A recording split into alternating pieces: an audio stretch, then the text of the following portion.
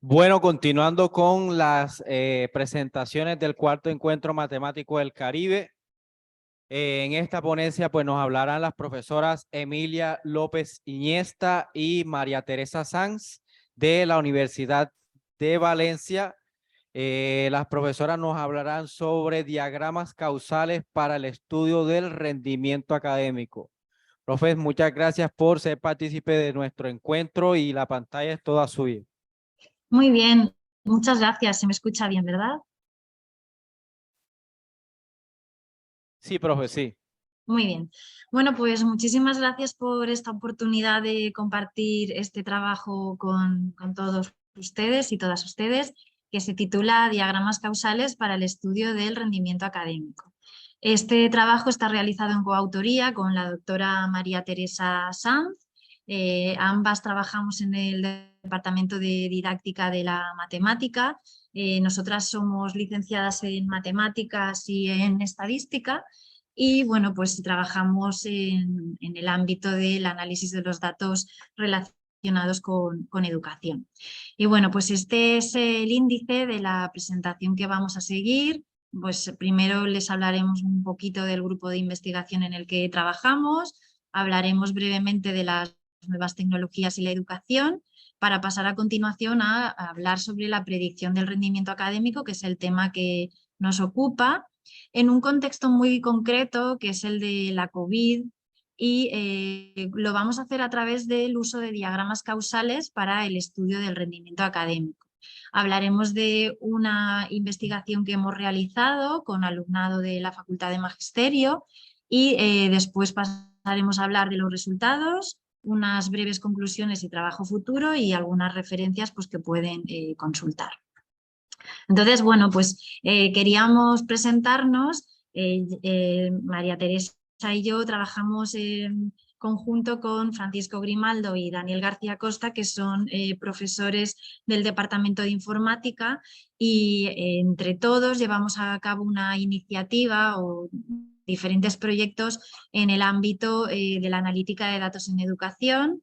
Y bueno, pues tenemos un grupo de investigación que se llama DATE, Data Analytics and Technological Tools in Education.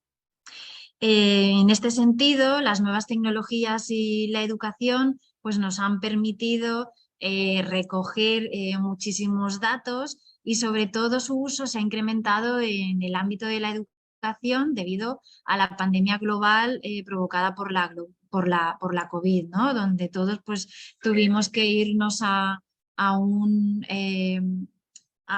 proceso de enseñanza-aprendizaje online, y donde tuvimos que utilizar un montón de herramientas pues que tal vez hasta ese momento donde teníamos la posibilidad de utilizar entornos y aplicaciones de la enseñanza presencial pues no habíamos necesitado. Algunos resultados que quisiera compartir con ustedes relacionados con las investigaciones que hemos realizado y hemos presentado en algunos congresos, pues son, pues, por ejemplo, este trabajo que se titula ¿Cómo estudia nuestro alumnado? Un análisis didáctico de los datos generados en entornos tecnológicos de enseñanza-aprendizaje, o este otro que tienen aquí a la derecha, que es el efecto de la retroalimentación orientada al acierto, un caso de estudio de analítica del aprendizaje. Todos estos los pueden consultar, están colgados en nuestros perfiles de ResearchGate y otras redes, y bueno, pues sería tal vez interesante. Y luego, por otro lado, pues por ejemplo, este estudio en el que hicimos un análisis, la doctora Sanz y yo, sobre modelos de aprendizaje semipresencial en educación superior con este trasfondo de la COVID. Todo esto lo estamos desarrollando en el marco de algunos proyectos desde hace unos años, por ejemplo, el dato que hay en ti, analítica de datos en educación aplicada a los entornos de enseñanza-aprendizaje, o Blended and Data Driven Learning, evidencias basadas en datos para el aprendizaje semipresencial, y por último, PAP Tools, herramientas para mejorar la comprensión y resolución de problemas aritmético-verbales. Les he escuchado en el conversatorio, que era súper interesante, sobre la ciencia de datos, la estadística y, bueno, pues las oportunidades profesionales para el estudiantado, ¿no? Y bueno, pues creo que aquí en el ámbito de la educación hay un montón de plataformas que utilizan sistemas de inteligencia artificial, sistemas de recomendación, etcétera, para hacer o para trabajar con plataformas personalizadas, y creo que en este sentido hay ahí una oportunidad para todo el alumnado, ¿no? De matemáticas, ciencia de datos, informática, incluso los futuros maestros o futuros educadores y educadoras.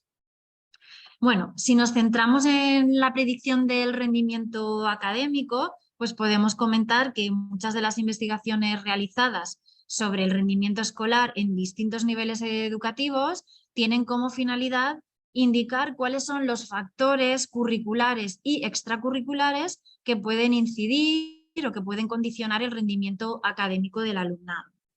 Y en este sentido, pues ha quedado consensuado, bueno, en una gran mayoría de estudios científicos, que el rendimiento académico se puede ver afectado por distintos factores, y estos factores se pueden categorizar en 4 bloques de variables socioeducativas que inciden sobre el rendimiento escolar y que podemos denominar como factores organizativos a nivel de centro, factores organizativos a nivel de aula, factores relativos al docente y factores relativos con el contexto familiar.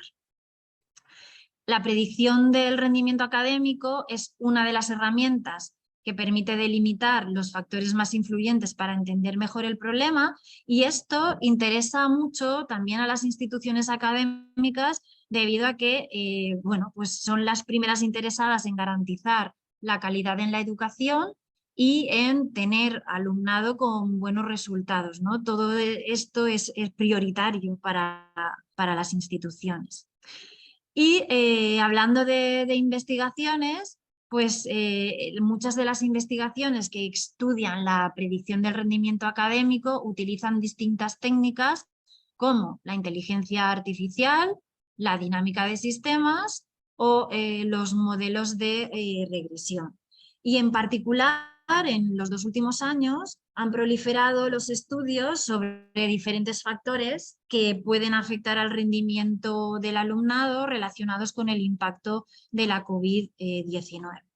Y en este sentido, pues nuestro estudio se centra justamente en este contexto, en el contexto de la COVID-2019. Les comento algunas circunstancias importantes para entender el contexto. Por un lado, los procesos de enseñanza-aprendizaje cambiaron súbitamente y se provocó que las TIC, las tecnologías de la información y la comunicación, y el acceso a los entornos tecnológicos fueran o se constituyeran en herramientas fundamentales. Esto significó un reto para el alumnado y profesorado de todos los niveles educativos y además a nivel global, ya que, bueno, pues todos y todas, si estábamos acostumbrados a impartir clases en un ambiente presencial y nuestro alumnado igual a recibir las clases en un ambiente presencial, pues claro, de repente nos dimos cuenta de que en algunos casos había insuficiente infraestructura técnica. También había una falta de formación en el uso y aplicación, y además las implicaciones pedagógicas y de modelos de enseñanza-aprendizaje, tanto para el profesorado como para el alumnado, ¿no? Que se tenía que acostumbrar a una nueva situación. Y nos encontramos con autores importantes como Hodges y otros colaboradores que se refirieron a este fenómeno como que de repente se determinó una enseñanza remota de emergencia, ya que, como hemos comentado antes, pues se carecía de infraestructura técnica y organizativa necesaria para la educación a distancia. El contexto en el que nosotros nos vamos a centrar es el contexto particular de nuestro país, en España, en el que se decretó el estado de alarma desde el 14 de marzo hasta el 21 de junio de 2020, y entonces esto provocó que de repente pues tuvimos que preparar las clases de otra manera, tuvimos que ver cómo evaluábamos al estudiantado utilizando medios remotos, y bueno, en general pues la docencia y todo el proceso de enseñanza-aprendizaje tuvo que cambiar bastante. Como ven en el gráfico, nosotros tuvimos la oportunidad de estar en un escenario semipresencial, donde desde el 26 de enero del 2020 hasta el 14 de marzo, pues todas nuestras clases fueron presenciales y luego nos tuvimos que ir a un formato virtual. Nosotros utilizamos la plataforma Moodle con el alumnado universitario y bueno, pues esto les vamos a contar cómo pudimos recoger datos para hacer el análisis, la investigación que presentamos a continuación, utilizando una herramienta de cuestionarios de Moodle. Y no sé si mi compañera María Teresa Sanz ya está conectada. Sí, Perdonen estoy que... aquí, estoy aquí. Perfecto. Y le cedo entonces el testigo para que siga con la presentación. Muchas gracias.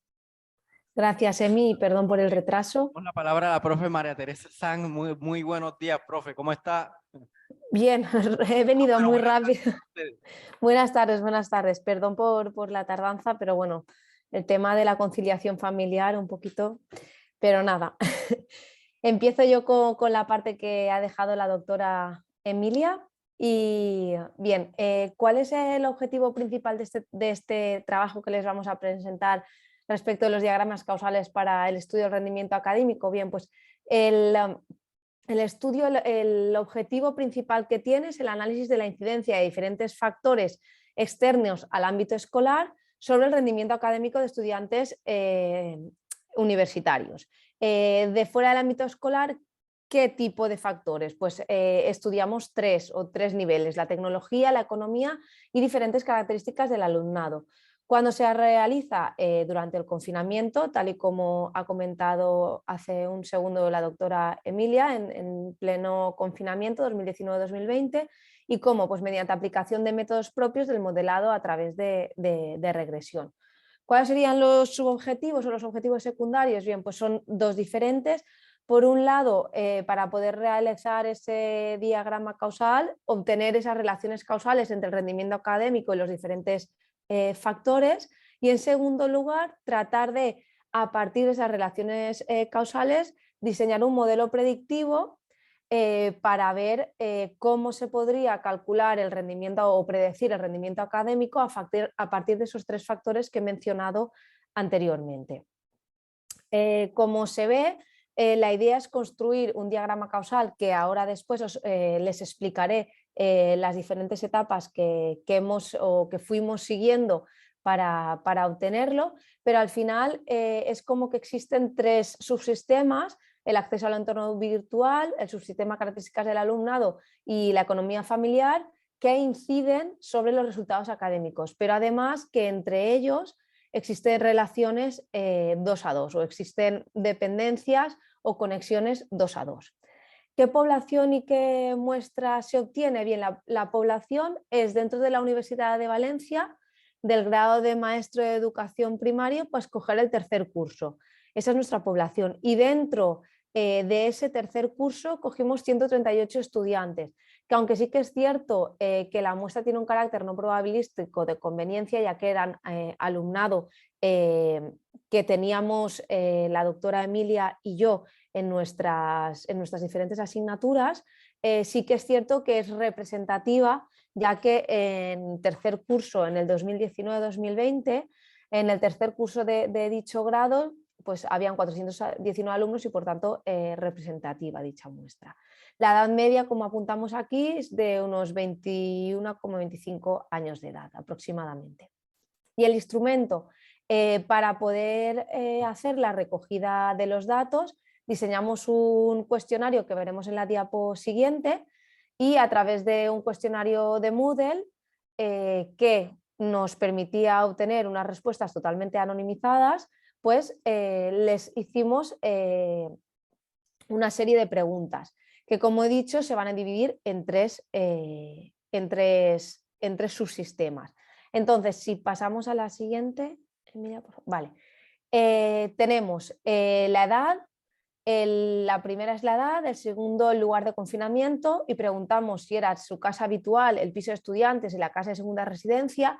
Aquí hay que destacar que hubo un momento en el caso de España, se decretó el confinamiento y hubo mucha gente que confió en que iba a durar poco y entonces hubo muchos estudiantes que se quedaron en su piso de estudiantes, entonces no se volvieron a casa.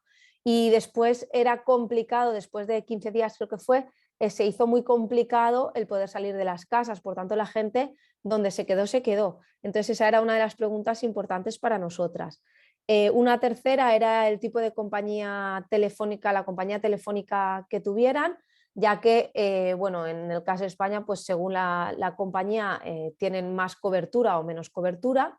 El tipo de acceso a Internet que tenía el alumnado, ya que pues, si era ADSL, fibra, portátil o a través simplemente de compartir datos con el teléfono móvil. La situación personal laboral, había gente hay gente que solamente estudia en el grado donde impartimos la doctora Emilia y yo la docencia. Hay gente que solo estudia, pero también hay bastante gente, sobre todo aquellos que vienen de tardes, que estudian y trabajan. Y también es cierto que la COVID-19 provocó bastantes despidos, entonces también consideramos pertinente preguntar a aquellas personas que estudiaban y trabajaban pero habían sido despedidos. Y finalmente, quién era el que sustentaba la familia en ese momento. Debemos remarcar que la variable género no se recogió, ya que los resultados de la encuesta en el INE, tanto en el 19 como el 20, al respecto del uso de tecnologías de la información y comunicación en los hogares, no existía como desigualdades según género. Y entonces, por tanto, dado que existía el Instituto Nacional de Estadística de aquí de España que ya daba esa información, pues no consideramos pertinente recoger dicha información.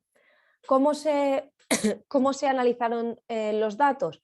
Bien, en nuestro caso definimos que cuando tenemos un conjunto de variables que tienen relación con un determinado problema y estas variables permiten explicar dicho problema, estamos ante un sistema. Y entonces ese sistema lo podemos representar a través de un diagrama causal.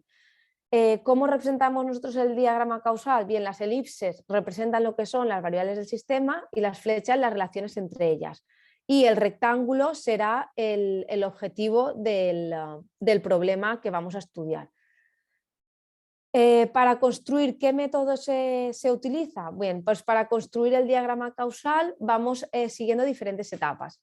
Lo primero que tenemos que obtener es cuáles son aquellas variables que se relacionan con nuestra variable objetivo, nuestra variable problema, que en nuestro caso es el rendimiento.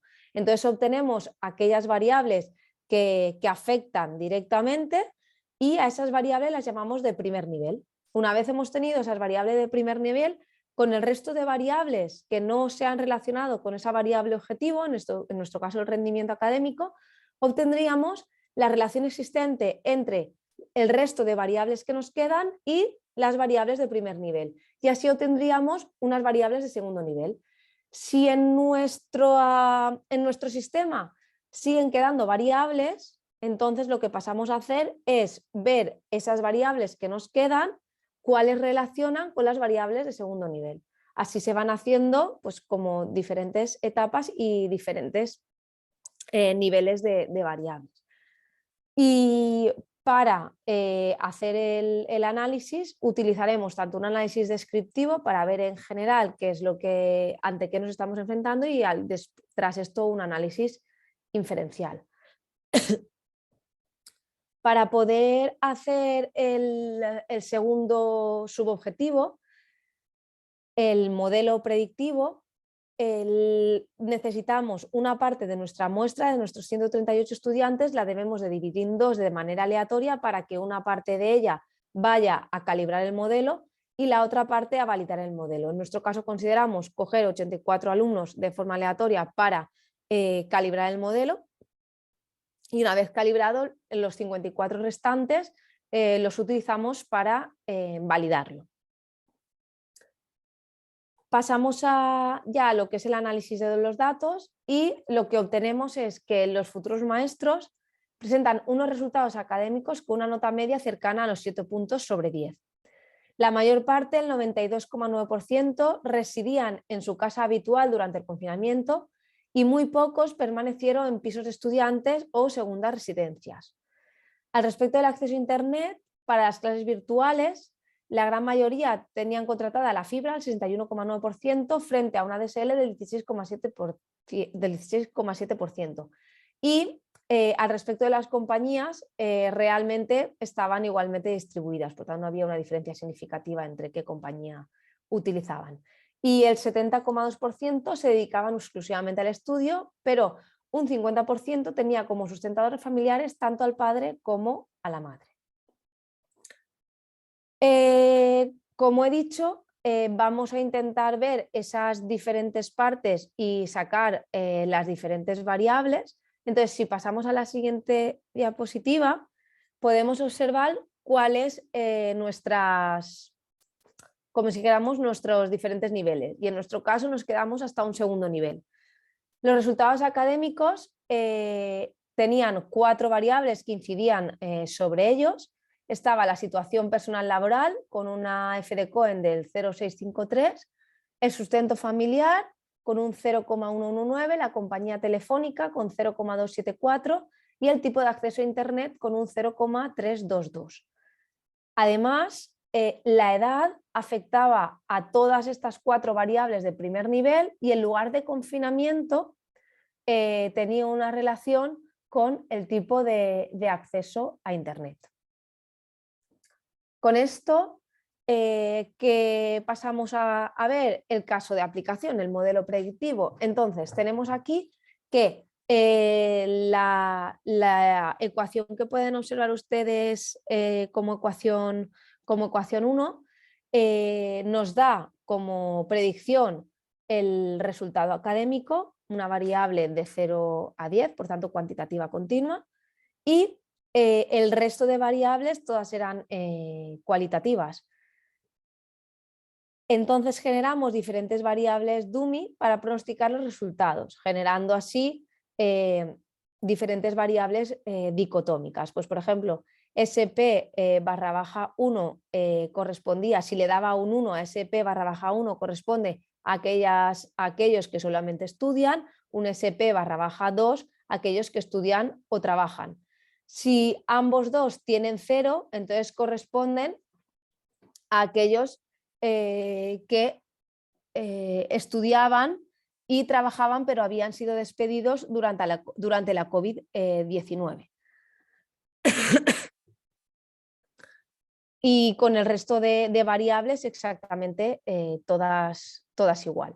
Destacar que, por ejemplo, la gente que solamente estudia, como podemos ver, tiene, si le dábamos un 1 y el resto de variables no las consideramos, el efecto que tiene sobre los resultados académicos es de 1,1 punto, al respecto del 5,33, que es como si dijéramos todos ceros, o sea, el medio. Sin embargo, la gente que estudiaba y trabajaba lo que hace es disminuir, como se puede ver en el SP2, disminuye el resultado académico. Y no me detengo mucho porque me quedan 7 minutos, ¿verdad? Vale, y todavía me falta acabar de explicar los resultados. Bien, entonces, ¿qué es lo que nos permite comprobar el análisis del diagrama causal? Bien, que la situación personal laboral del alumnado es esa variable de primer nivel que más incide sobre los resultados académicos, obteniendo las mejores calificaciones el alumnado que solo estudiaba, con una diferencia de casi 2 puntos con aquellos que también trabajan o que habían perdido el trabajo a causa del COVID-19. Tras esto, que la variable de segundo nivel asociada con la situación personal laboral es la edad, siendo los más jóvenes aquellos que únicamente estudian. En primer lugar, el sustento familiar, siendo los más jóvenes los que marcan como opción que el sustento familiar corre a cargo de sus progenitores y con diferencias estadísticamente significativas con aquellos donde toda la familia se ha quedado en paro por el COVID-19 o que son el sustento o que ellos son sustento del núcleo familiar. Y finalmente, el acceso tecnológico definido a través de la compañía telefónica y el tipo de acceso a Internet, que manifiesta una asociación de nivel medio con los resultados académicos, pero no marca unas diferencias estadísticamente significativas entre las diferentes categorías, como ya comentaba anteriormente. Y finalmente, como variable de segundo nivel se sitúa el lugar de residencia donde el alumnado ha pasado el estado de alarma relacionado con el tipo de acceso a Internet. Finalmente, conclusiones y trabajo futuro. Tenemos que las relaciones del diagrama causal permiten determinar a partir de un modelo de regresión la predicción del rendimiento, siendo determinante en ese trabajo para obtener mayores resultados académicos estar en situación personal laboral donde solo se estudia y un acceso a Internet con banda DSL o teléfono móvil. Y futuras líneas de investigación podríamos ampliar el alcance del estudio y abordar desde un análisis más amplio de factores cognitivos del estudiante, así como desde la perspectiva del profesorado, el modelo de enseñanza a distancia que ha sido implementado tras la COVID-19. Esto permitiría identificar las dificultades y las fortalezas y continuar evidenciando empíricamente la educación que se impuso en ese momento. Y estas son unas pequeñas referencias y muchas gracias por haber aceptado nuestro trabajo y habernos escuchado. Muchas gracias a ustedes, profes. Si alguien tiene algún comentario, pregunta.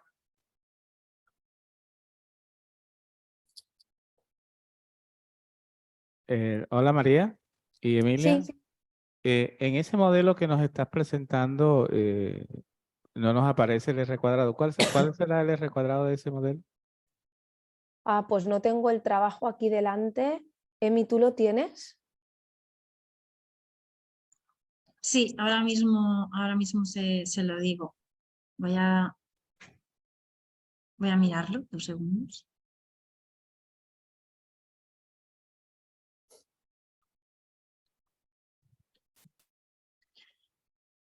A ver. Pero se validó no solamente con el R cuadrado, ¿verdad, Emi? Sacamos... Sí. Es que no sé si puedes compartir la pantalla con el trocito de validación de los coeficientes, el CVMSD, creo. Un momentito.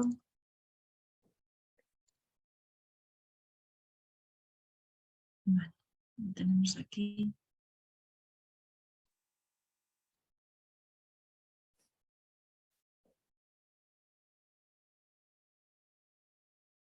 A ver. Ya lo he visto antes.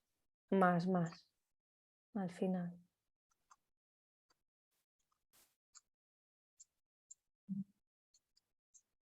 Perdón, es que no lo he puesto en esta diapositiva.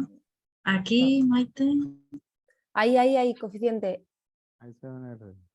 Sí.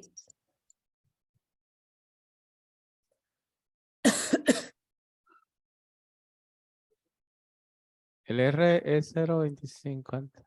0,525.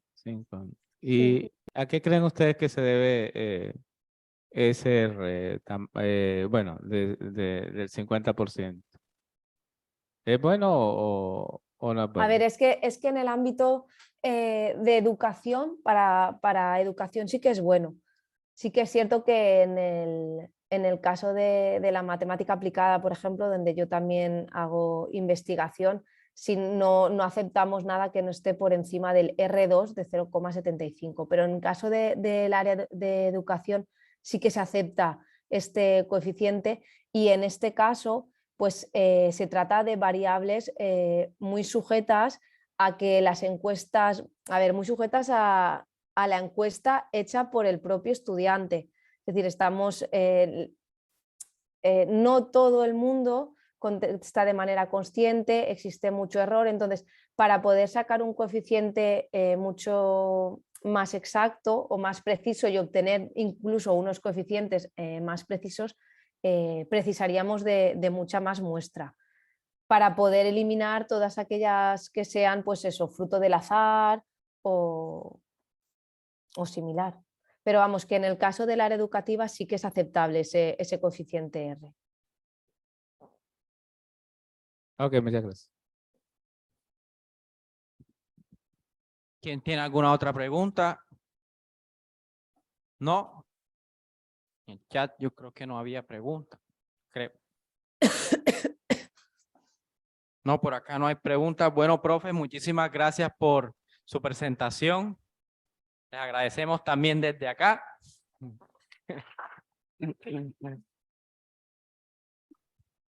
Y bueno, vamos a hacer una pausa para el almuerzo. Nos encontramos aquí de vuelta a la 1 de la tarde continuando el minicurso de la profesora Angélica. Entonces vamos ahorita a almorzar. Antes de eso, pues bueno, vamos a dejar una presentación de un anuncio más bien. Están los profesores, se fueron. John y Catalina se fueron. Bueno, pues muchísimas gracias por la oportunidad y cualquier otra duda que les surja, pues estaremos encantadas.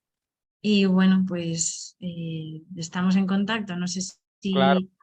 tienen la idea de hacer alguna publicación en extenso, pero bueno, pues se lo agradecemos si nos avisan o nos tienen en consideración. Claro que sí, profe. Yo creo, voy a ver si en este diciembre voy a leerme algunos trabajos de ese tipo. Pues aquí, bueno, no lo mencioné, digamos, en los comentarios. Aquí hemos, digamos, como estamos implementando los cursos de matemática de una manera, entre comillas, semipresencial, y hemos creado bastantes herramientas sí, para pues mejorar también la calidad, bueno, el aprendizaje de los estudiantes. Y pues yo no estoy acostumbrado nunca he hecho digamos, un estudio de este tipo que ustedes pues presentaron aquí, pero como les digo, vamos a ver si en este diciembre, teniendo la disponibilidad, puedo pues estudiar y por qué no aprender y de pronto pues tomar ello y llevarlo, las actividades que hemos realizado acá, como pues también cierta forma estudiarlo. Entonces, esa es la tareita. Muy bien, pues nada, si necesitan alguna ayuda o quieren colaborar, Claro que estamos sí. a su disposición. Bueno, muchas gracias, profe. Gracias. Hasta Gracias. luego. Hasta luego. Pues